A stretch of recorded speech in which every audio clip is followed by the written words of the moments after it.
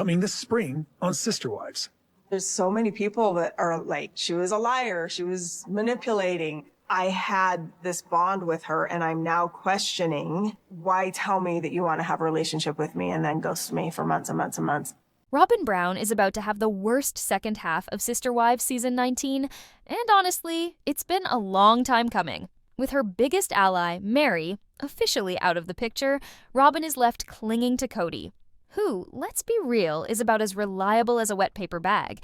And while she's still rocking the whole shy, sweet wife routine, nobody's buying it anymore. Meri is finally ready to spill the tea about how Robyn was neither a good sister wife nor a good friend. And when that footage airs, oof, it's not going to be pretty. The audience is over the pity party Kody is trying to throw for Robyn. The whole she's just a quiet, innocent wife narrative. It's giving 2012 Tumblr girl pretending to be so misunderstood, and the fans are not here for it.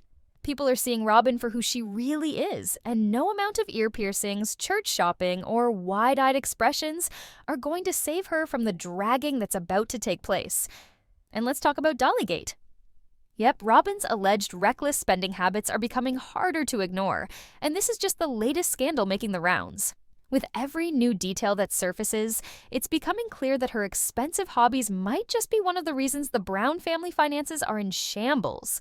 And something tells me this isn't the last we'll hear about Robyn's questionable money moves. All of these things happening at once? It's a PR disaster in the making, and Robyn is about to have an awful second half of season 19. The internet is locked in. The fans are not letting up, and TLC might be sitting on some serious behind-the-scenes footage. So let's get into it, because there is so much to unpack. Oh, and before we dive all the way in, y'all, if Robyn has taught us anything, it's that being delusional is a full-time job. But luckily, hitting that subscribe button and turning on post notifications is completely free.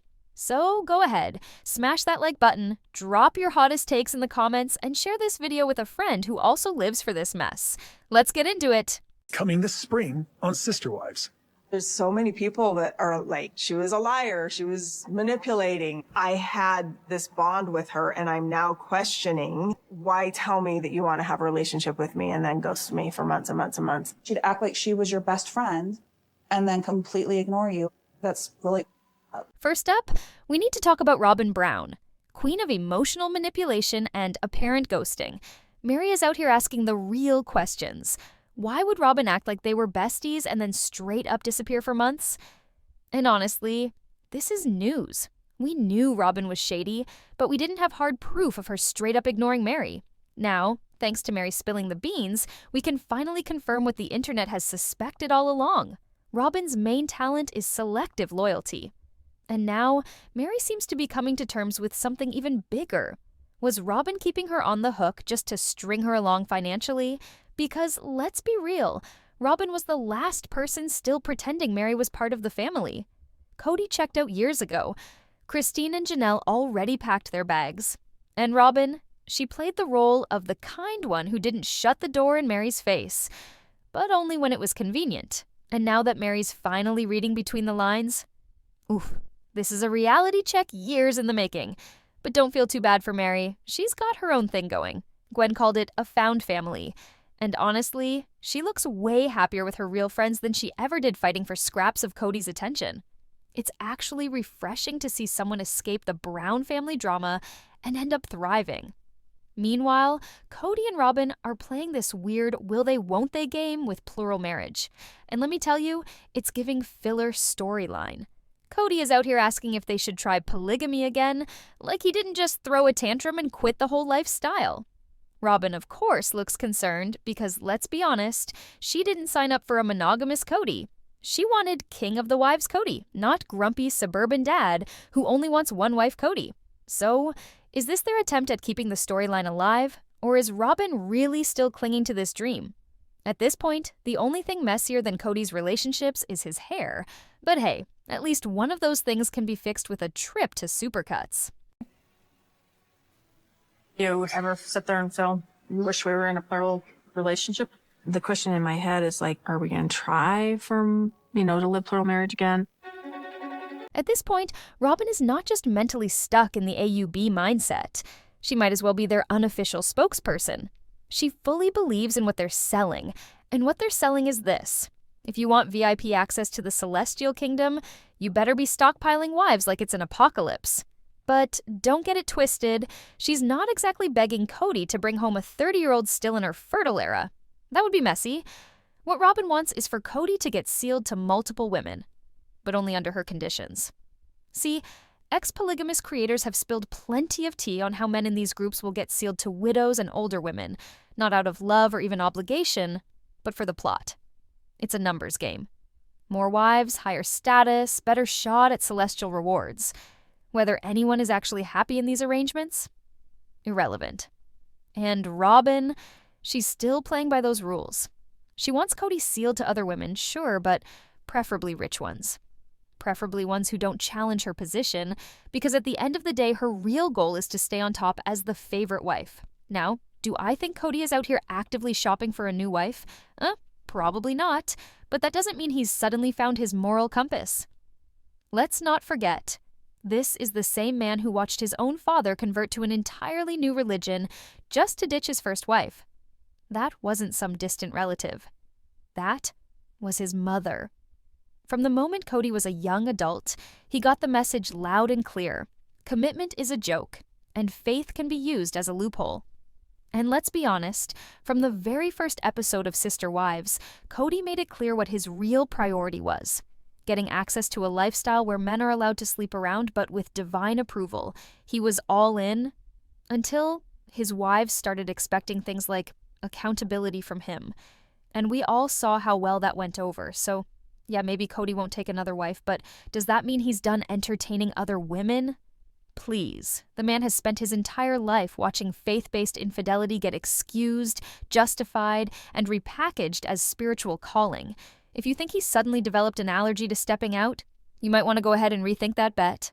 He could sell the 2-acre piece he and Robyn on and the 5 acres. There's a few things that I will fight for, and this is one of them. I'm not trying to rip you off, Meri. That's all imagined in Janelle's head because Janelle feels like, oh, I got divorced, so I deserve something. If monogamy and fidelity go hand in hand, then Kody Brown must have missed that memo a long time ago. Because let's be real, this man wasn't exactly saving himself for marriage the first time around. So why would we expect him to suddenly devote himself solely to Robyn? What ideology is he even following at this point? Or is this just Kody's personal brand of delusion? Meanwhile, over at Coyote Pass, we get a little sneak peek of Meri and Janelle meeting up, and the nonsense Kody spews here is next-level ridiculous. He claims he could sell off the 2 acres he and Robyn are on, plus the 5 acres of whatever, but then says, there are a few things I will fight for, and this is one of them. Then he hits Meri with, I'm not trying to rip you off. Oh, okay, so now we're just announcing it up front? But of course, in Kody's mind, everything is just imagined in Janelle's head. Apparently Janelle, who was legally married to him for decades, only thinks she deserves something because they divorced. Newsflash, Kody. When a marriage dissolves after 30 years, both people are entitled to something. That's kind of how it works. But Kody has this way of taking the most basic, reasonable requests, like a mother asking for child support from the father of her children, and spinning them into some sort of villainous plot to destroy his life. No, Kody, nobody is out to get you. You made children, you owe money, you built lives with multiple women, you owe them a fair split. It's basic math, not a conspiracy. And yet, Meri, Janelle, and Christine are being way more reasonable than he deserves. So far, all we've seen is them asking for basic equity, but in Kody's twisted narrative, his 3 ex-wives are some revenge squad determined to ruin him. It's exhausting. Then, to wrap up this preview, we get our first look at the tell-all. Is anyone excited? Because Kody sure isn't.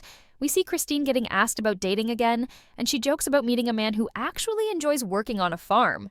She clarifies, I promise you I'm not asexual. I just prefer to meet someone organically. And if there was any doubt, she takes a moment to remind us all that she does not want another prima donna like Kody. Meanwhile, Kody, in peak Kody fashion, complains about people mentioning his name. Sir, you are literally always talking about them. And then, the pettiness reaches its peak, he throws some side-eye at his ex's engagement photos and wonders how close they got before marriage.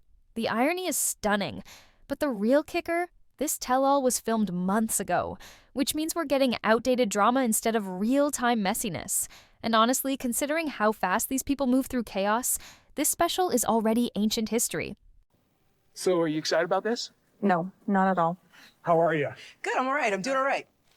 Derek could be a great man who loves to work in the dirt. Maybe. And help you on that farm. Maybe so. I promise you I'm not asexual. I totally prefer to just meet somebody organically. I definitely don't want someone who's such a prima donna like Kody is. I wish they would all focus on their own relationships without my name coming up. We've all seen their engagement photos. I wonder how close they got before they were married. Oh, the drama just keeps unfolding in sister wives land, and honestly, it's getting messier by the minute. Meri is fuming after watching back an episode where Kody had the audacity to call her friends. And let's just say she wasn't thrilled with what he had to say. In fact, she even admitted on social media that if she had known what he was saying at the time, she wouldn't have been so nice to him at the tell-all. And honestly, this right here is why TLC needs to stop filming these reunions months in advance. Because by the time they air, the tea is already stale, and we miss out on the real reactions. Speaking of things that age poorly, let's talk about Kody and his reckless spending habits. Because nothing screams totally financially responsible husband and father like rolling up in a brand new $100,000 Mercedes convertible while half of your family is out here barely making ends meet. The audacity is astronomical. And while we're on the topic of bizarre conversations, can we address why people are out here speculating that Janelle is asexual? Like what? Just because she's not actively looking for a man every 5 seconds like Christine and Meri doesn't mean she's suddenly uninterested in relationships. She just has different priorities. Y'all, she's in her 50s. She's focused on herself, not finding a new partner to play emotional gymnastics with. And then we have Robyn, who apparently wants the OG3 to keep her name out of their mouths. Girl, that's literally the whole point of this show. And by the looks of it, the second half of season 19 isn't going to be doing her any favors because no one, and I mean no one, is buying this sudden PR redemption arc she and Kody are pushing. With Meri finally breaking free and spilling the tea, Robyn is officially on her own. And let's just say, things are not looking great for Kody's last wife standing. At this point, any scene filmed at their McMansion is basically a game of find the luxury purchase because you already know fans are going to be deep diving every background detail, looking for proof of their excessive spending. But I got these two exes going, I want this. Let's do, what are we doing? What are we doing? And I'm like, I don't know. So they're nagging me, which is great because I just got two ex-wives who are total nags, now nagging still. Imagine if Robyn Brown's ex-husband, David Preston Jessup, finally broke his silence. Oh, the tea would be boiling. And guess what? It might actually happen. Allegedly, he's being offered serious cash, big bucks, to spill the real story. Multiple sources claim that the Sarah Fraser show is at the front of the line, waving a fat check at him for an exclusive interview. And if that's true, hoo chilly, we might be on the verge of a sister wives scandal for the ages. Now, let's be real. Robyn has never had a problem running her mouth about this man. For years, she's painted him as a monster, claiming he was abusive and cruel. Meanwhile, David Preston Jessup has remained silent, lurking in the shadows while she controlled the entire narrative. So, if he does finally talk, what would he even say? Would he confirm what Robyn's been saying? Or would he pull back the curtain and expose her as the real villain? Here's where it gets interesting. This man has options. Not only has Sarah Fraser allegedly offered him a payday, but other media outlets and tabloids are reportedly ready to throw their wallets at him too. So, what's stopping him? Well, for starters, he's been battling cancer, which understandably takes priority over reality TV drama.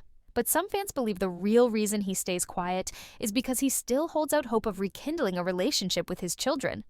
Robyn made sure Kody Brown legally adopted them years ago, and since then, David has remained in the background.